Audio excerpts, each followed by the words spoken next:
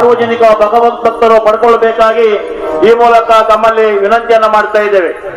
ಆತ್ಮೀಯರೇ, ಮಹಾಲಿಂಗೇಶ್ವರ ದೇವಸ್ಥಾನದ ಜಾತ್ರೆದ ಉಳ್ಳಾಲ್ಜಪ್ಪನ ಭಂಡಾರ ಇನ್ನು ದೇವಸ್ಥಾನಕ್ಕೆ ಬರೋಂಡು. ವೀಕ್ಷಕರೇ ನಮಸ್ಕಾರ. ಪುತ್ತೂರು ಶ್ರೀ ಮಹಾಲಿಂಗೇಶ್ವರ ದೇವರ ಜಾತ್ರೋತ್ಸವಕ್ಕೆ ಒಂದು ವೇಳೆ ನೀವು ಬಂದಿದ್ರೆ, ನಾವು ಈಗಾಗಲೇ ಪ್ಲೇ ಮಾಡಿರೋ ವಿಡಿಯೋದಲ್ಲಿ ಬಂದಿರುವ ಧ್ವನಿಯನ್ನು ನೀವು ಖಂಡಿತ ಕೇಳಿರ್ತೀರ. ಈ ಧ್ವನಿ ಬೇರೆ ಯಾರದ್ದು ಅಲ್ಲ, ಪುತ್ತೂರು ಆಸುಪಾಸಿನಲ್ಲಿ ತನ್ನ ಕಂಚಿನ ಕಂಠದ ಮೂಲಕ ಚಿರಪರಿಚಿತರಾಗಿರುವಂತಹ ಶ್ರೀಯುತ ರಾಜೇಶ್ ಬನ್ನೂರ್ ಅವರದ್ದು. ಪುತ್ತೂರು ಮಹಾಲಿಂಗೇಶ್ವರ ದೇವಸ್ಥಾನ ಜಾತ್ರೆಯ ಸಂದರ್ಭದಲ್ಲಿ ಮಾಹಿತಿ ಕೇಂದ್ರ ಅಂತ ಒಂದು ವಿಶೇಷವಾದ ಒಂದು ಸೇವೆಯನ್ನು ಇವರು ಮಾಡ್ತಾ ಇದ್ದಾರೆ. ಅಂದರೆ ಒಂದು ಕೌಂಟರ್ನ ಓಪನ್ ಮಾಡಿರ್ತಾರೆ.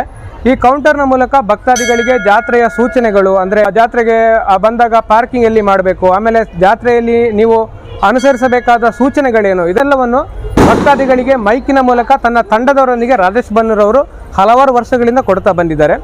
ಈ ವಿಡಿಯೋದಲ್ಲಿ ರಾಜೇಶ್ ಬನ್ನೂರ್ ಅವರನ್ನು ಮಾತಾಡ್ಸೋಣ. ಅವರು ಮಹಾಲಿಂಗೇಶ್ವರ ದೇವಸ್ಥಾನದ ಜಾತ್ರೋತ್ಸವ ಸಂದರ್ಭದಲ್ಲಿ ಇರುವಂತಹ ಮಾಹಿತಿ ಕೇಂದ್ರದ ಬಗ್ಗೆ ಹೆಚ್ಚಿನ ಮಾಹಿತಿಯನ್ನು ಇವತ್ತಿನ ವಿಡಿಯೋದಲ್ಲಿ ತಿಳ್ಕೊಳ್ಳೋಣ. ರಾಜೇಶ್ ಅಣ್ಣ ನಮಸ್ತೆ. ನಮಸ್ತೆ. ನೀವು ಎಷ್ಟು ವರ್ಷದಿಂದ ಮಾಹಿತಿ ಕೇಂದ್ರದಲ್ಲಿ ಕೆಲಸ ಮಾಡ್ತಾ ಇದ್ರಿ? ಪುತ್ತೂರು ದೇವಸ್ಥಾನದ ಮಾಹಿತಿ ಕೇಂದ್ರದಲ್ಲಿ. ಪುತ್ತೂರು ದೇವಸ್ಥಾನದ ಮಾಹಿತಿ ಕೇಂದ್ರವನ್ನು ಪ್ರಾರಂಭದಲ್ಲಿ ನಾವು ಮಾಡಿದ್ದಂದರೆ ಯುವ ವೇದಿಕೆ ಅಂತ ಒಂದು ಯುವಕರ ಬಳಗ ಇತ್ತು ಪುತ್ತೂರಲ್ಲಿ.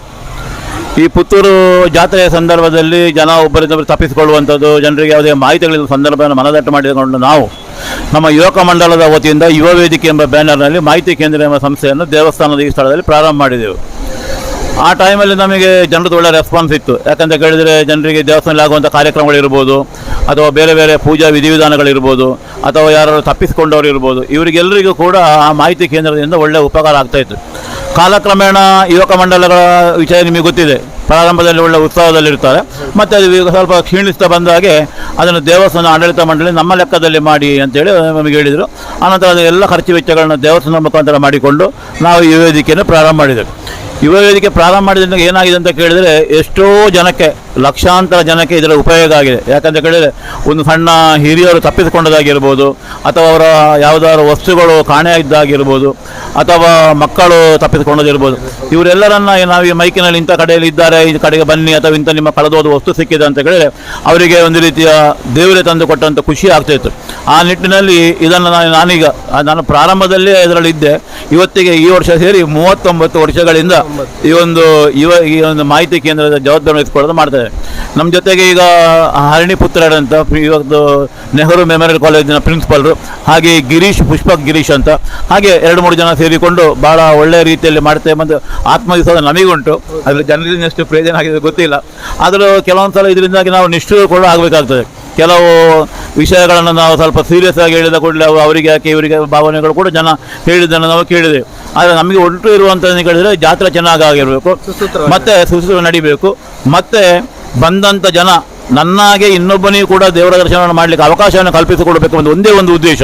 ಬೇರೆ ಯಾವುದೇ ನಾವು ಸ್ವಲ್ಪ ಜೋರು ಧ್ವನಿಯಲ್ಲಿ ಮಾತಾಡಿದರೂ ಕೂಡ ಅದು ಯಾರ ಮೇಲೆ ಸಿಟ್ಟಲ್ಲಿ ಅಥವಾ ಅದರಲ್ಲಿ ಯಾವುದು ಅಪವಾದ ಆಗಬಾರ್ದು. ಇನ್ನೊಬ್ಬನಿಗೂ ಕೂಡ ಅವಕಾಶಗಳನ್ನು ಕೊಡಬೇಕೆಂಬ ಉದ್ದೇಶ ನಾನು ಹೇಳ್ತೇವೆ.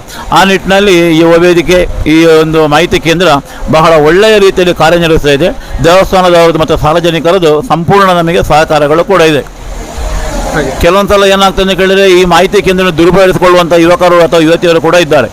ದೂರದಲ್ಲಿ ನಿಂತುಕೊಂಡು ನಮ್ಮದೊಂದು ಹೆಸರನ್ನು ಇಂಥವ್ರು ತಪ್ಪಿಸಿಕೊಂಡಿದ್ದಾರೆ ಅಂತ ಹೇಳೋದು, ಹೆಸರು ಕೊಡೋದು, ಸೀದಾ ಹೋಗೋದು. ಯಾಕಂದರೆ ಅವ್ರು ಇಲ್ಲಿದ್ದರಿಂದ ಗೊತ್ತಿರುತ್ತೆ, ನಮಗೆ ಗೊತ್ತಿರೋದು. ನಾವು ಸತ್ಯ ನೆನೆಸಿಕೊಂಡು ಆ ಕೆಲಸವನ್ನು ಪ್ರಾಮಾಣಿಕವಾಗಿ ಮಾಡುವಂಥದ್ದು. ಅದಕ್ಕೆ ನಾವು ಮೊದಲೇ ಹೇಳ್ತಾ ಇದ್ದೀವಿ, ನೋಡಿ ಮಾಡಬೇಡಿ, ನಿಮಗೆ ಬೇಕಾದಷ್ಟು ಪೂರ್ಣ ವ್ಯವಸ್ಥೆಗಳಿದೆ, ತೊಂದರೆ ಕೊಡಬೇಡಿ. ಯಾರಿಗೆ ತೊಂದರೆ ಆಗಿದೆ ಅವರಿಗೆ ಆಟ ಆಡಿದ ಕೂಡಲೇ ಸಮಸ್ಯೆ ಆಗ್ತದೆ. ಕೆಲವರು ಅದನ್ನು ಒಪ್ಪಿಕೊಳ್ತಾರೆ, ಕೆಲವರು ಒಪ್ಪಿಕೊಳ್ಳದೆ ಅದನ್ನು ಆಟ ಆಡುವವರು ಇದ್ದಾರೆ, ಇಲ್ಲ ಅಂತಲ್ಲ. ಅದನ್ನೆಲ್ಲೋ ಕಂಟ್ರೋಲ್ ಮಾಡಲಿಕ್ಕೆ ನಮ್ಮಿಂದ ಆಗ್ತಾನೇ ಇಲ್ಲ. ಆ ನಿಟ್ಟಿನಲ್ಲಿ ನಮಗೆ ವಿಶ್ವಾಸ ಇದೆ, ಒಳ್ಳೆಯ ಇದು ಜನರಿಗೆ ತೊಂದರೆ ಆಗದೆ ಒಳ್ಳೆಯ ರೀತಿಯ ಸಹಕಾರವನ್ನು ಕೊಟ್ಟಿದೆ ಅಂತ. 16 ಮತ್ತು 17ಕ್ಕೆ ವಿಶೇಷವಾದ ಜನಸಂಧಾನ ಇರ್ತದೆ. ಆ ಸಂದರ್ಭದಲ್ಲಿ ಇರಬೇಕಾದ ಉದ್ದೇಶ ನಮ್ಮದು. ಈಗ ಒಂದು 2-3 ವರ್ಷಗಳ ಜನ ಕೇಳ್ತಾ ಇದ್ದಾರೆ, ನೀವು 18 ತಾರೀಕು ಅದನ್ನು ಮಾಡಬೇಕಂತೇಳಿ. ಈ ಥರ ದೇವಸ್ಥಾನದ ಮ್ಯಾನೇಜ್ಮೆಂಟ್ ಅಂತ ಕೇಳಿ ಅದನ್ನು ಏನು ಅಂತ ಮತ್ತೆ ತೀರ್ಮಾನ ಮಾಡ್ತೇವೆ. ಜಾತ್ರೆ ಸಮಯದಲ್ಲಿ ಮಾತ್ರ ಆಗೋದಲ್ಲ? ಜಾತ್ರೆ ಇಲ್ಲ, ಇದು 39ನೇ ವರ್ಷ. ಅವಾಗಿಂದ ನೀವೇ ಇದ್ದೀರಿ? ನಾನೇ ಇದ್ದೇನೆ. ಇದೀಗ ಶುರು ಮಾಡುವಾಗ ಏನಾದರೂ ಪ್ರಾರ್ಥನೆ ಮಾಡ್ಲಿಕ್ಕೆ ಉಂಟು. ಕಚೇರಿ ಉದ್ಘಾಟನೆ ಮಾಡಿ ಮಾಡ್ತೇವೆ ಪ್ರತಿ ಸಲ ಮಾಡುವ. ಒಂದು ಸಂತೋಷ ವಿಚಾರ ಅಂತ ಕೇಳಿದರೆ, ಈ ಒಂದು ಮಾಹಿತಿ ಕೇಂದ್ರದಲ್ಲಿ ಮೈಕನ್ನು ಹಿಡಿಲಿಕ್ಕೆ ಕೆಲವು ಹುಡುಗರು ಅಥವಾ ವೇದಿಕೆಯಲ್ಲಿ ಹತ್ತಲಿಕ್ಕೆ ಇದನ್ನು ತುಂಬ ಉಪಕಾರ ಆಗಿದೆ. ಅಂದರೆ ಹೌದು ನಮ್ಮ ಶಿಷ್ಯಂದ್ರ ಅಂತ ಹೇಳಿದ್ರು ತಪ್ಪಾಗಲಿಲ್ಲ, ಅಂಥವ್ರನ್ನ ಬೆಳೆಸಿದ್ದೇವೆ ನಾವು ಈ 39 ವರ್ಷಗಳು ತುಂಬ ಜನವನ್ನು. ಅವರು ಕೂಡ ಈಗಲೂ ಕೆಲವರು ಬರ್ತಾರೆ, ಕೆಲವರು ಬರುವುದಿಲ್ಲ, ಅದು ಅವರವರಿಗೆ ಬಿಟ್ಟು. ಯಾಕೆ ನಾವು ಅದರಲ್ಲಿ ಹೇಳಲಿಕ್ಕಿಲ್ಲ ಯಾಕೆ ಬರುವುದಿಲ್ಲ ಅಂತೇಳಿ. ಬಂದರೆ ಈಗ ನಾವೊಂದು ಮಾತಾಡೋದು ಖಂಡಿತ ಮಾತಾಡಿ ಅಂತ ಅವಕಾಶವನ್ನು ಕೊಡುತ್ತೆ. ಯಾಕಂದರೆ ಇಂಥ ವೇದಿಕೆಯಲ್ಲಿ ಮಾತಾಡಲಿಕ್ಕೆ ಸಿಕ್ಕಿದ್ರೆ ಅವರಿಗೆ ನಾವು ಈಗ ಸ್ಟೇಜಿಗೆ ಹೋಗಲಿಕ್ಕೆ ಅದು ಇನ್ನೊಂದು ಮೈಕ್ ಇಡಿ ಅದು ಉಪಯೋಗ ಆಗ್ತದೆ ಆ ರೀತಿಯಲ್ಲಿ. ಮತ್ತೆ ಉಚಿತವಾಗಿ ಎಲ್ಲ ಉಚಿತ ಮಾಲಿಂಗೇಶ್ವರ ಪ್ರಸಾದ ಅಂತೇಳಿ ಸ್ವೀಕಾರ ಮಾಡಿಕೊಂಡು ಕೆಲಸವನ್ನು ಮಾಡ್ತಾರೆ. ಉಪಯೋಗ ಆಗುವ ರೀತಿಯಲ್ಲಿ ಕೆಲವು ಬಸ್ಗಳ ರೂಟ್ ಅಂತ ಎಲ್ಲ ಬಸ್ಗಳ ರೂಟ್ಗಳನ್ನು ಯಾವ ಬಸ್ಗಳು ಹೋಗ್ತದೆ, ಹೇಗೆ ಹೋಗ್ತದೆ, ಪೂಜೆಗಳು ಇಷ್ಟುಗಳನ್ನ ಸ್ಟಾರ್ಟ್ ಆಗ್ತದೆ, ದೇವರು ಎಷ್ಟು ಗಂಟೆಗೆ ರಥಕ್ಕೆ ಹೋಗ್ತಾರೆ, ಹೌದು, ಬೆಡಿ ಮದ್ದು ಎಷ್ಟು ಗಂಟೆ ಪ್ರಾರಂಭ ಆಗ್ತದೆ, ತಾವು ಏನು ಮಾಡಬೇಕು ಎಲ್ಲ ವಿವರಗಳನ್ನು ನಾವು ಇಲ್ಲಿಂದ ಕೊಡುವಂಥ ವ್ಯವಸ್ಥೆಗಳನ್ನ ಮಾಡ್ತದೆ. ಧನ್ಯವಾದಗಳು. ಧನ್ಯವಾದ. ನಿಮ್ಮ ಮಾಹಿತಿಗೆ ತುಂಬ ಧನ್ಯವಾದ. ಸಮಾಜ ಸೇವೆ ಇದೇ ಥರ ಮುಂದುವರಿಯಲಿ ಅಂತ. Okay sir, thank you. ಈ ದಿನ ಉಳ್ಳಾಲ್ತಿ ಅಮ್ಮನವರ ಕಿರುವಾಣ ಭಂಡಾರ ಮಲ್ನಾಡಿನಿಂದ ಹೊರಟು ಪುತ್ತೂರಿಗೆ ಆಗಮಿಸಲಿದೆ. ಈ ಸಂದರ್ಭದಲ್ಲಿ ಶ್ರೀ ಅಮ್ಮನವರಿಗೆ ಮಲ್ಲಿಗೆ ಹೂವನ್ನು ಅರ್ಪಿಸುವಂತ ಭಗವದ್ ಭಕ್ತರಿಗೆ ಮಹಿಳಾ ಪೊಲೀಸ್ ಠಾಣೆಯ ಎದುರುಗಡೆ ಅಂಗದ ಕಟ್ಟೆಯಲ್ಲಿ ಮಲ್ಲಿಗೆ ಹೂವನ್ನು ಸ್ವೀಕರಿಸಲಾಗುವುದು. ವೀಕ್ಷಕರೇ, ನಮ್ಮ ಇವತ್ತಿನ ವಿಡಿಯೋ ನಿಮಗೆ ಇಷ್ಟ ಆದಲ್ಲಿ ಶೇರ್ ಮಾಡಿ, ಲೈಕ್ ಮಾಡಿ ಹಾಗೂ ನಮ್ಮ ಚಾನೆಲ್ಗೆ ಸಬ್ಸ್ಕ್ರೈಬ್ ಮಾಡಿ. ಧನ್ಯವಾದಗಳು.